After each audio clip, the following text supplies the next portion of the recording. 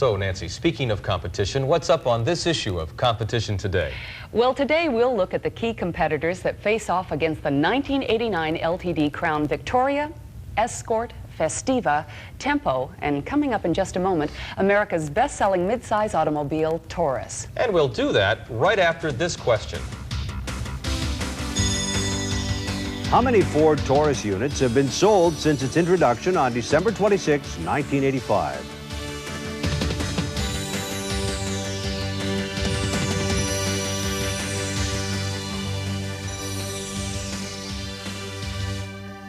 Well, Nancy, do you know how many Taurus units have been sold since its introduction? I sure do. Since introduction through December 1st of 1988, Ford has sold close to 1 million Taurus sedans and wagons. That's right, Nancy. And for the 1988 model year, Taurus was the #2 best-selling car in America, finishing only behind Escort, the third time for this achievement. But 1989 is going to be an extremely competitive year. General Motors, Chrysler, and the imports have all trained their sights on Ford, and specifically on Taurus. There are a lot of models out there. And more coming. Let's talk to Diane Jones about Taurus and its competition. Diane, isn't the primary competition Honda Accord? Well, Nancy, Celebrity and Cutlass Sierra are considered primary competitors. And Jim, your asking about the Accord is right on the mark. Let's take a look.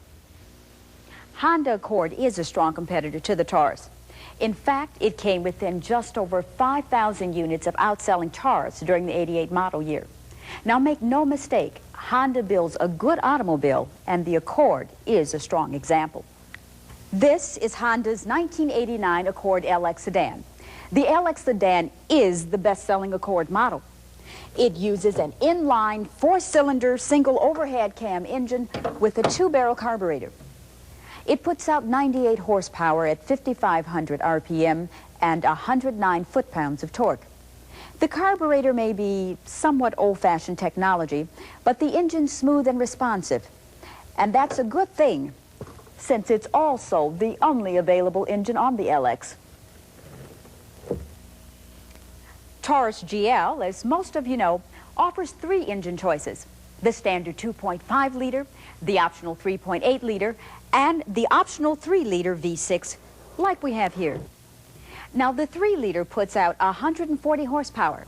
That's 42 more than Accord. Plus, it supplies over 30% more torque. Taurus and Accord both deliver good fuel economy.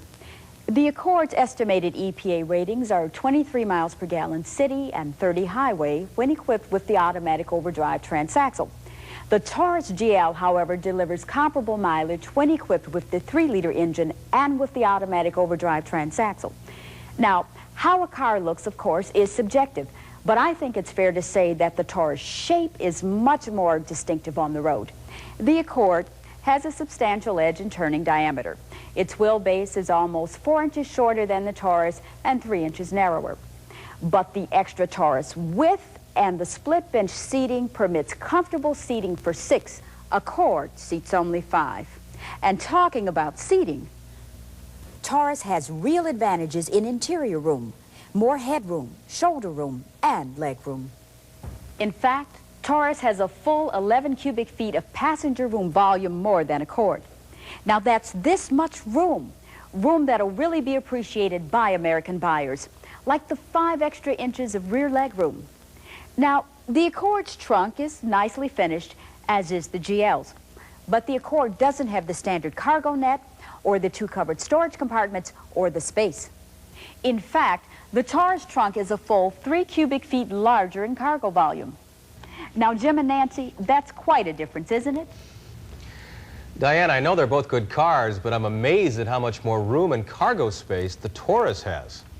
Well, you see, Taurus is classified by EPA as a midsize, while Accord's classified as a compact. But they're both priced closely, both have high levels of features and trim, and both are well-made automobiles. Okay, thanks, Diane. Jim, since Accord's the car that many people probably consider along with Taurus, what about value? Well, I think most car buyers would say value is getting the best car for the money. Taurus and Accord both meet the criteria pretty well. Well, are you saying there's no difference? Oh, no, there are some substantial differences, and not the least of which is how well the automotive press has received Taurus. Take a look. Car and Driver's 10 best cars in the world, 1986, 1987, 1988, and 1989. Yes, but wasn't Accord on those lists too? Well, yes, it was, but here in the December 87 issue, Road and Track picked Taurus as the best sedan in the world in the $12,500 to $17,500 range. And they selected Taurus over the Accord. Motor Trend's November 88 issue picked Taurus as the best buy among family sedans. And again, Taurus was selected over Accord. And in this August 88 issue, Car and Driver also selected a Taurus L, equipped with the optional 3-liter engine, as the one best car for under $14,000. Again, Taurus was chosen over Accord and 8 other cars. Besides being the overall winner, it won outright in categories such as ride, comfort, utility, styling, ergonomics, handling, and value. Take a look at what Taurus GL with the 204A package and a 3-liter engine offers compared with Honda Accord. Well, they're both very well equipped, but what about money? Take a look.